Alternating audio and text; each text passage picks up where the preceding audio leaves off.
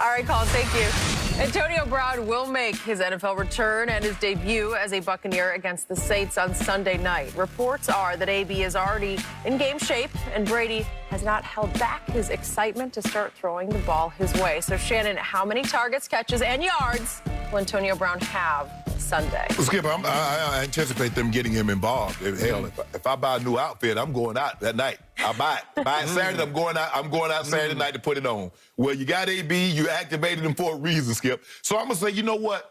I'm gonna say 6 to 7 targets, 5 catches, 62 yards. Really? Yeah.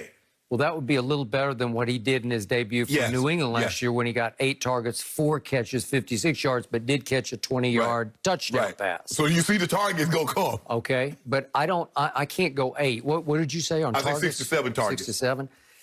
How many you got? I got 6. Okay. But I also got 4 catches, similar to what happened at Miami last year, for 50 yards. Okay. But I do think Tom will figure a way to get him in the end zone because he does love him on those kind of routes. There's a lot going to depend on, Skip, where they play a majority at. Because the weakness of, I believe, the Saints is the slot. Because Jack Rabbit and Lattimore are on the edges outside. Now, I don't believe Lattimore is playing to what he played early in his career, but I believe the slot defender is the weak link. So I would like to get AB locked up on him. He will be in the slot, and my man, little Scotty Miller, he'll be watching from the sideline. Man, I can't believe you don't turn on Scotty Miller. I can't help it. I got AB. Just like that, all eyes will be on AB this weekend. I hope you guys have a great Friday, great weekend. We're back on Monday at the same time, 9:30 a.m. Eastern. The Herd is on right now, and I'm off to USC tomorrow morning. Have a good one. It was a mistake to bring in AB and disrupt the chemistry that Brady and Tampa has already built. Michael Vick is still with us. You were a teammate of Brown's in Pittsburgh in 2015. So, Mike, is AB a good idea or bad idea for the Bucs? I think AB is a great idea. And the one thing I know about AB, he's going to work extremely hard, man. He's one of the hardest workers that I've ever been around in the game of football.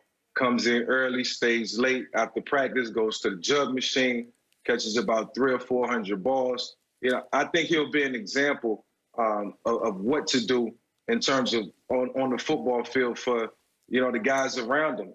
And you know, there's not one guy for the Tampa Bay Buccaneers who's the feature receiver, a guy who's going to go catch, you know, 5 or 6 balls for 100 and something odd yards every week.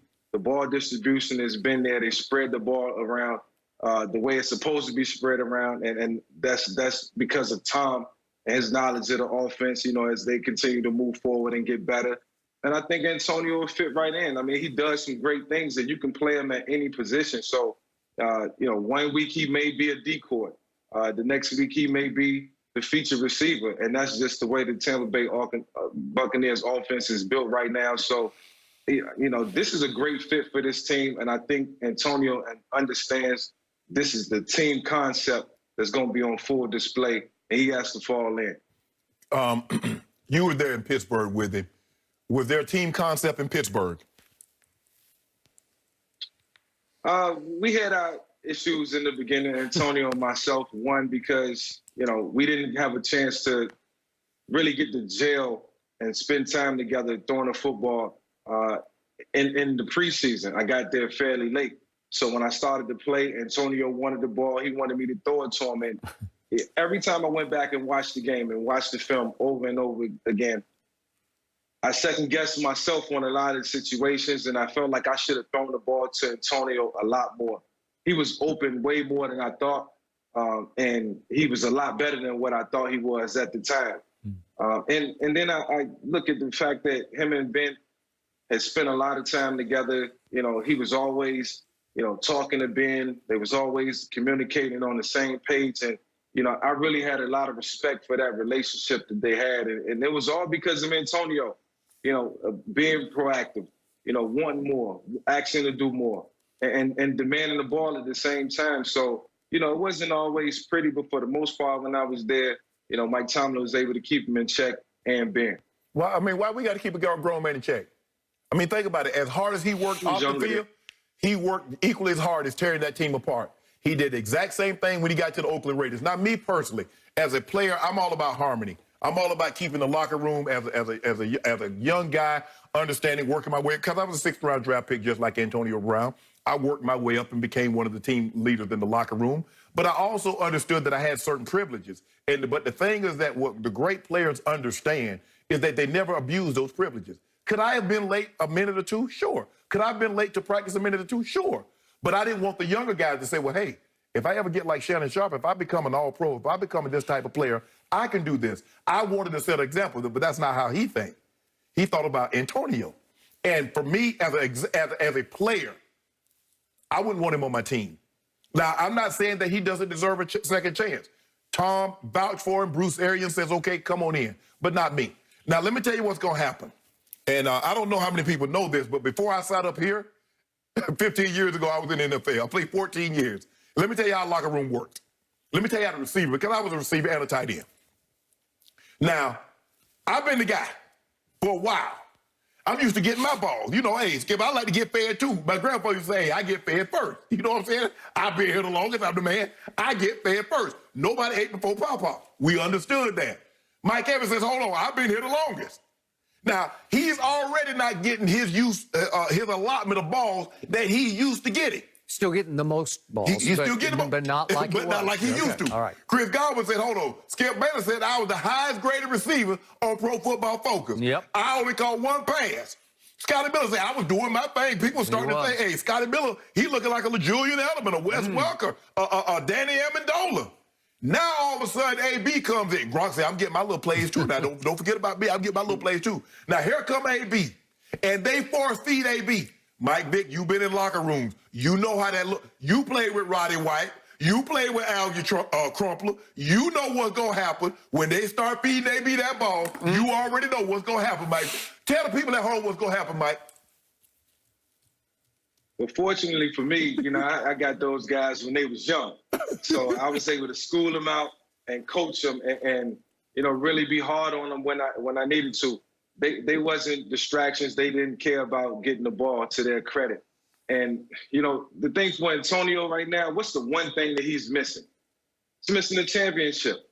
He's missing the championship to solidify, you know, his path to Canton. And if he can come in and do it right this time around, you know, things can be different for him. So, you know, I think he's going to approach it with a totally different perspective. I think his appreciation for the game of football is going to be different. And obviously, the core principles and values that he's learned over the last 8 games, over the last year and a half, you know, translate to him on and off the field being a success. So, you know, I think he's going to have the utmost respect for Tom, B.A., Byron, and the rest of the team, because all eyes is on Antonio, and we're going to be watching his every move, and he knows that. I hope you're right. I really hope you're right. You do not hope. No, I hope he's right, Skip, because I know there's not another chance after this. Well, obviously not. That's what I'm saying, Skip. I hope this is But a big last part of you would like to see Brady fail, so you want to see AB help Brady fail. No. I want Brady to play well, because I don't want you to have an excuse. Because, see, then you will have an out. You always have an out when Brady loses. It was the defense, or this guy did that. You will never give anybody else credit. I will never say it's AB's fault. No. I ain't talking about AB. Okay. I'm talking about the other team. You won't give them the credit. All right. I would like to publicly thank Michael Vick for that powerful endorsement of Antonio Brown joining Tom Brady and the Buccaneers. It was beautifully done, and it touched my heart, because I believe in what Michael Vick just said. I believe this is going to work. As high risk as it is, I give Shannon, it's high risk, because they are 6-2, and something's going pretty well right now, right? Well. Okay. Yes.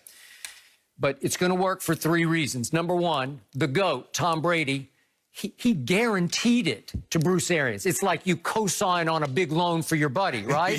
You co-signed. You're responsible. Okay, you are responsible. Number 2, this is the first time in Antonio's career he has not been crucial to the success of the team he's about to play for. He was obviously crucial to Pittsburgh's success, and he knew it. Right. And he was crucial to the Oakland